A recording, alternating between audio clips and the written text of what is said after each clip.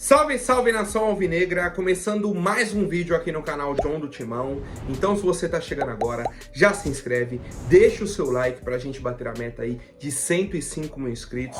Conto com a colaboração de todos e vamos pra cima. Tá uma ótima segunda-feira, um ótimo início de semana aí pra todos os torcedores alvinegros, tá? Tivemos aí ontem o fim do Campeonato Paulista para o Corinthians, né? Mas temos aí uma semana decisiva com um mata-mata da Copa do Brasil e depois aquele período em que estaremos sem jogos, né? Basicamente aí 21 dias aí até o próximo compromisso da equipe do Corinthians, certo? Então peço também que me sigam nas redes sociais, Instagram, TikTok, Kawaii, Twitter, todos os links aqui embaixo na descrição. E vamos pra cima. Editor, pode rodar a vinheta.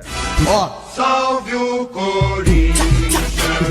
Bom, rapaziada, já gostaria de apresentar para vocês a mais ágil parceira aqui do canal John do Timão. Para você que quer fazer aí a antecipação do seu FGTS, entre em contato, o link está aqui na descrição, ou o telefone que está aqui no banner também, tá? Vocês vão lá, vim pelo John do Timão, gostaria de antecipar o meu FGTS, tô precisando desse dinheiro aí para pagar uma conta, dar entrada num carro, numa casa, fazer uma viagem, não importa qual seja a sua necessidade, a mais ágil é a solução. Então vamos para cima, família. Ontem tivemos aí a última rodada da fase de grupos do Campeonato Paulista, tá? O Corinthians tinha um compromisso contra o Água Santa, que inclusive foi no estádio 1º de maio, né? O estádio que jogaremos aí pela Copa do Brasil na quinta-feira, tá? O Água Santa mandando o jogo lá e tudo mais. Como eu antecipei também para vocês, tá? Que o Corinthians iria com um time reserva, Carlos Miguel titular e demais jogadores aí, inclusive tivemos algumas estreias, né, com a camisa do Corinthians, tá? Num esquema de 3 zagueiros, jogando ali num 3-4-3, certo? Tivemos João Pedro, que é um jogador que veio da base, campeão da Copinha, Raul Gustavo e Caetano, aí o meio-campo, Matheus França, né, o lateral, Guilherme Biro, Rian e o Hugo, na lateral esquerda. No ataque, Mosquito, Pedro Henrique e Romero. Qual que foi o grande problema ontem da equipe do Corinthians? Não tinha uma ligação do meio-campo com o ataque. A gente tinha um ataque muito móvel, com o Mosquito, o Pedro Henrique, o Romero. E tinha um meio-campo com 2 segundos volantes, né, que é o Guilherme Biro e o Rian, e 2 alas. Então a bola chegava ali e não tinha ligação para o ataque. Tá? E outro ponto importante, a saída de bola. A saída de bola do Corinthians com os 3 zagueiros foi horrível, tá? Foi horrível, não tem outro adjetivo. Foi muito ruim mesmo, muito ruim mesmo. O Corinthians criou umas 4 ou 5 chances pro Água Santa. Na saída de bola do Corinthians, tiro de meta, um lateral, alguma coisa, caía no pé do zagueiro, ia sair jogando para achar o volante, para achar os laterais, perdia a bola, chance do Água Santa, tá? Então assim, ontem, como eu disse, era um jogo que pro Corinthians não valia nada, poderia perder, poderia vencer, empatou, ok, não é motivo de crise, não é motivo de felicidade, não é motivo de nada, tá? O jogo em si de ontem não é motivo de nada. Qual que é a questão? Era uma grande oportunidade para muitos jogadores, tá? Muitos jogadores. Quem que aproveitou a chance ontem? O João Pedro Choca, o zagueiro. O Léo Maná, que entrou no segundo tempo, entrou bem. O Arthur Souza, que entrou no segundo tempo, entrou bem. E principalmente, Carlos Miguel, que foi o titular e inclusive craque do jogo ontem. E o Breno Bidon, que entrou no segundo tempo, tá? Um dos grandes momentos da partida foi a expulsão do volante Rian, né? Ele já havia tomado um cartão amarelo, certo? Numa discussão ali e tudo mais, tomou amarelo. Depois, ele sofre uma falta no meio-campo, o árbitro não marca, ele levanta, vai no lance, chega atrasado, faz a falta no Neilton, toma o segundo amarelo e é expulso. Por isso que o time do Corinthians reclamou tanto, tá? Comissão, o auxiliar tomou amarelo também, né? O Pedro Henrique tomou amarelo também, de reclamação desse lance. Pô, é uma falta nossa, você não marca, aí a gente toma o contra-ataque, tem que matar a jogada, toma o segundo amarelo e fica com a menos. tá? Isso aí já faltando 2 minutos para acabar o primeiro tempo, né? A gente volta para o segundo tempo com algumas mudanças. Como eu disse, tivemos aí a entrada do Léo Maná, o Breno Bidon, o Matheus Araújo entrou no jogo também, o Giovani e o Arthur Souza. Tá? Então, assim, como eu comentei, quem mais aproveitou as chances, né? Os que mais aproveitaram aí foram o Carlos Miguel, João Pedro, Léo Maná, o Breno Bidon e o Arthur Souza, na minha opinião. E por outro lado, tá? A gente começa a ver alguns jogadores que, cara, parece que não tem condições de estar no elenco. Vou dar um exemplo aqui, o Raul Gustavo. É um cara que vira e mexe e tem a oportunidade, e todo jogo ele tem que fazer uma lambança, pelo menos. Se ele não fizer uma lambança, não é o Raul Gustavo em campo. Certo? E aí, por exemplo, tá jogando com o Caetano, tem o João Pedro, chegou agora o Kaká. Pra mim o Raul Gustavo hoje, depois da partida de ontem, é a última opção. Até depois o João Pedro, que acabou de subir da categoria de base. Tá? Então, assim, da mesma forma que esses jogos ajudam os jogadores que não vêm tendo oportunidade e tudo mais, prejudicam, né, expõem cada vez mais quem não tem capacidade, que não tem condições de ajudar o Corinthians no time principal, certo? Mas, no mais foi isso, né? Uma partida de muitas oportunidades para o Água Santa. O Corinthians é um pouco bagunçado por esse esquema aí com 3 zagueiros, depois tem a expulsão do Rian, né? Deu uma organizada melhor no segundo tempo, mas ainda assim o Água Santa foi superior, né? O Corinthians teve 1 ou 2 oportunidades só, o Água Santa mais 5, 6, né? O Carlos Miguel, inclusive, fez ótimas defesas, garantiu o empate, e é isso, o Corinthians encerra a participação, né, no Campeonato Paulista. E agora a maior preocupação da nossa equipe é em relação à Copa do Brasil do ano que vem, tá? Que o Corinthians precisa buscar essa classificação para a Copa do Brasil do ano que vem. Quais são as 3 possibilidades? Primeiro, ser campeão da Copa do Brasil desse ano. Segundo, ser campeão da Sul-Americana desse ano. Ou classificar para a Libertadores através do Brasileiro. São os 3 caminhos que o Corinthians tem para jogar a Copa do Brasil do ano que vem. Caso contrário, vai ficar igual o Santos, né? Que vai, por exemplo, esse ano, tá no Paulistão, tá não sei o quê, mas não joga a Copa do Brasil. Pô, mas o Santos, um time que tava na Série A, tá na Série B. Como assim não vai jogar a Copa do Brasil? Não vai. Tá? Não vai, como não está jogando, tá? E é uma possibilidade do Corinthians pro ano que vem, tá? No ano passado a gente teve essa situação também, fomos eliminados aí no mata-mata, né, nas quartas de final, tá? Só que aí tivemos a classificação do Palmeiras para a Libertadores, do próprio Bragantino, São Paulo venceu a Copa do Brasil, tá? Então tivemos essas variáveis pro Corinthians classificar. Hoje o Corinthians depende só dele. Só que são condições complicadas. 2 possíveis títulos, né? Copa do Brasil ou Sul-Americana, ou então a classificação via Campeonato Brasileiro. E eu quero saber a opinião de vocês, família. Bom, agora uma atualização rapidinha, só para o torcedor ficar por dentro aí do que aconteceu. Ontem tivemos aí o jogo do Campeonato Paulista com o time reserva, né? E os titulares ficaram no CT Joaquim Grava, né? Quem não foi relacionado aí pro jogo ficou no CT. O Antônio Oliveira estava suspenso, também não ia pro jogo. E ele comandou um treino, tá? Por exemplo, com Fagner, Cássio, Gustavo Henrique, Maicon, Ranieri, Yuri Alberto.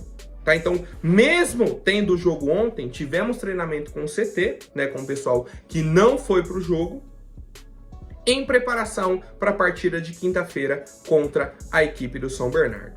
Certo, família? Vamos para cima para as demais novidades. Eu quero a opinião de vocês, né? O que acharam do jogo de ontem, qual jogador se destacou, quem vocês acham aí que deve ter mais oportunidades no time titular ou até nas partidas, né? Quem deve ser uma opção. Creio que o Guilherme Biro vem conquistando um espaço bacana, o Breno Bidon, como eu comentei, o Léo Maná é uma opção bacana, tá? O João Pedro surge aí, na minha opinião, já superando o Raul Gustavo nesse momento. O Arthur Souza, sempre que entra, vem entrando bem nos jogos, tá? E o Carlos Miguel, que já é uma discussão, é um debate antigo, né, dos torcedores do Corinthians. Bom, família, e ontem também tivemos, tá? Ontem, um pronunciamento oficial do Duílio Monteiro Alves, ex-presidente da equipe do Corinthians. E aí, para o torcedor entender, eu particularmente não queria falar sobre esse assunto, tá? Não queria trazer aqui e tudo mais. Só que virou uma bola de neve, tá? E eu vou explicando para vocês. O Duílio fez o pronunciamento, né? Vou pedir para o editor colocar aí na tela. Primeiro ele falou, número 1, falou sobre a questão de uma matéria que saiu aí, que a diretoria, né, que é a última gestão, a gestão do Duílio, tinha de 15 a 20 carros blindados. E aí ele falou que é mentira, e que não sei o quê, e que já na parte número 2 ele falou, se está confirmado que a presidência atual vai vender esses carros blindados, ele quer que mostre, cadê os carros? Cadê o dinheiro que o Corinthians vai lucrar com essa venda? Certo?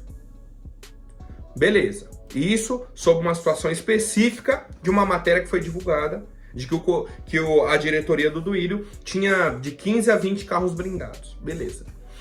Número 3, ele fala sobre uma matéria sobre a farra dos camarotes e cadeiras dentro da Neoquímica Arena, tá? Isso tudo o Duílio está negando essas coisas, tá? Falou que não havia farra, que tinha algumas questões aí de relações comerciais e tudo mais, uma discordância de valores e que também houve problemas no sistema eletrônico, tá? Das cadeiras, mas que em momento nenhum houve farra, tá? Então, outro questionamento aí do Duílio. Depois, ele falou sobre a questão dos empresários, né? Sobre o André Cury, o Carlos Leite. E aí ele falou o seguinte. A gestão do Augusto Melo se sente livre para torrar 129 milhões de reais em contratações, sem honrar compromissos, queimando pontos com credores. Tá? Então, ao invés de responder sobre o André Cury, sobre o Carlos Leite, ele ataca a gestão atual sobre as contratações. Falou sobre o Matias Rojas também, tá? Ele falou assim, ó, que se existe uma cláusula de saída imediata, foi a nova gestão que fez esse novo contrato, que não tem nada a ver com a gestão do Duílio, tá?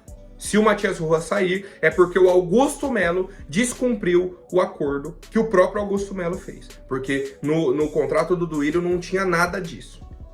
Não tinha nada disso, mas não pagou o cara, né? Enfim.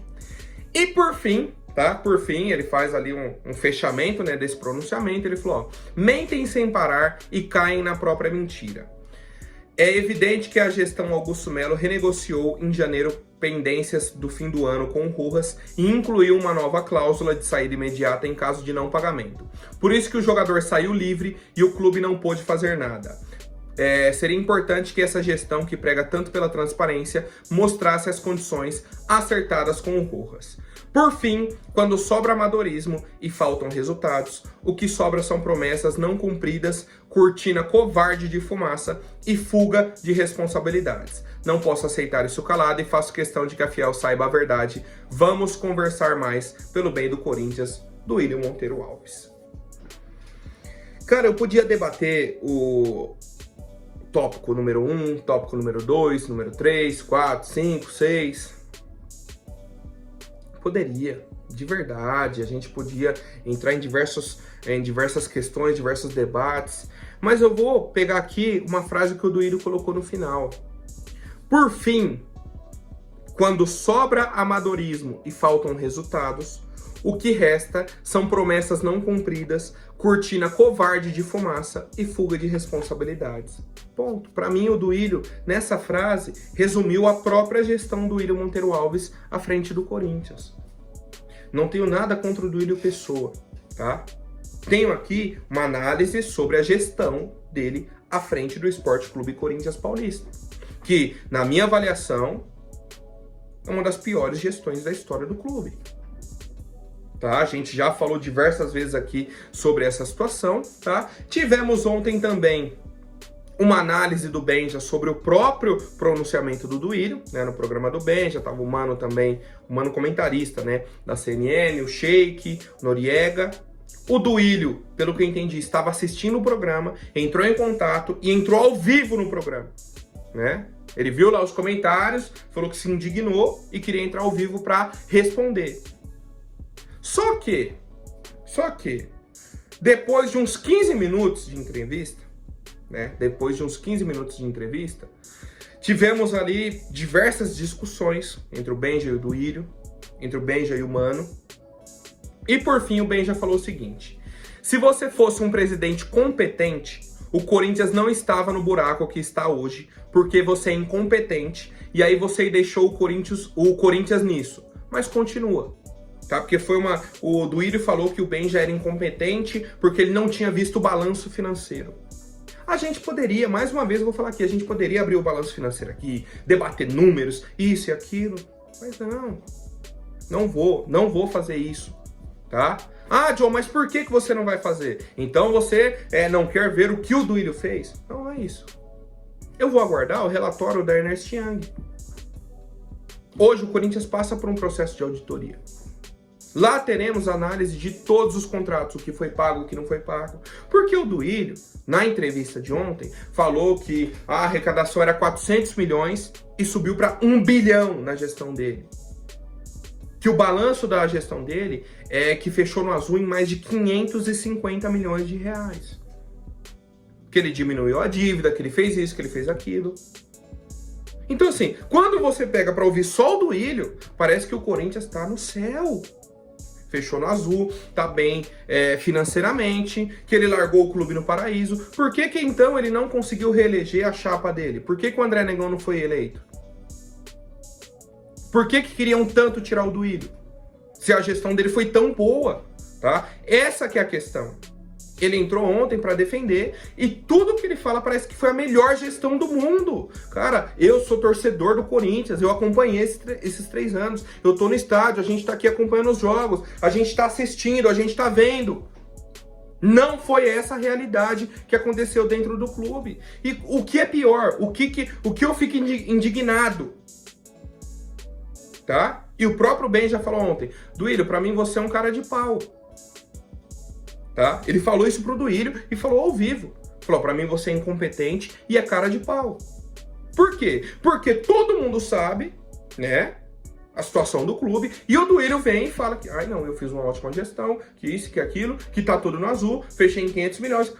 Pô, como? Me mostra. Por que o clube tá tão enforcado? Se a sua gestão foi tão boa assim, cara, ele não consegue provar que a gestão dele foi tão boa.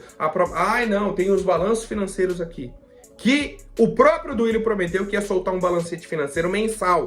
E depois começou a virar anual. Né? Então, assim, são tantas questões, tantas coisas que a gente poderia colocar aqui.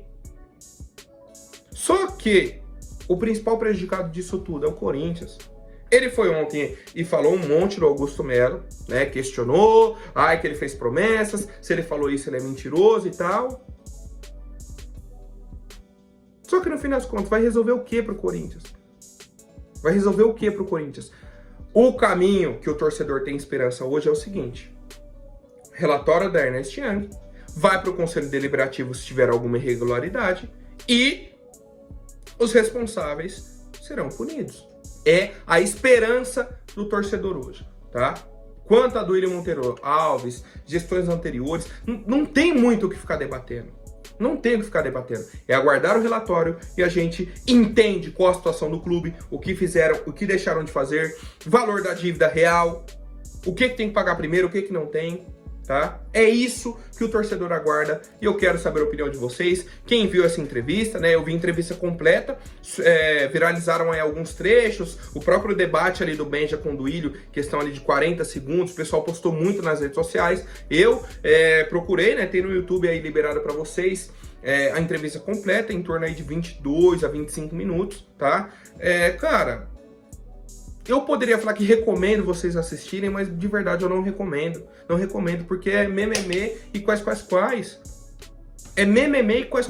Ai, não, mas eu fiz, a minha gestão isso e aquilo. Parecia que eu era o melhor clube do mundo. E a gente sabe que não é, tá? Então assim, assistir para trazer aqui as informações para vocês, para tentar entender. Vai que ele trouxe alguma informação importante, mas não trouxe. tá? E aí, o Augusto Melo está estudando se ele vai rebater essa nota oficial, esse pronunciamento do Duílio, né? A gestão aí, a diretoria do Augusto Melo está estudando, né? Se vai fazer uma nota oficial, se vai fazer aí um pronunciamento do Augusto, se vai deixar por isso mesmo e aguarda o relatório, tá? Estão pensando se rebatem ou não, e eu quero saber a opinião de vocês, família. Por hoje é isso, amanhã eu volto com mais novidades sobre o nosso Coringão. Até mais, um forte abraço e vai Corinthians!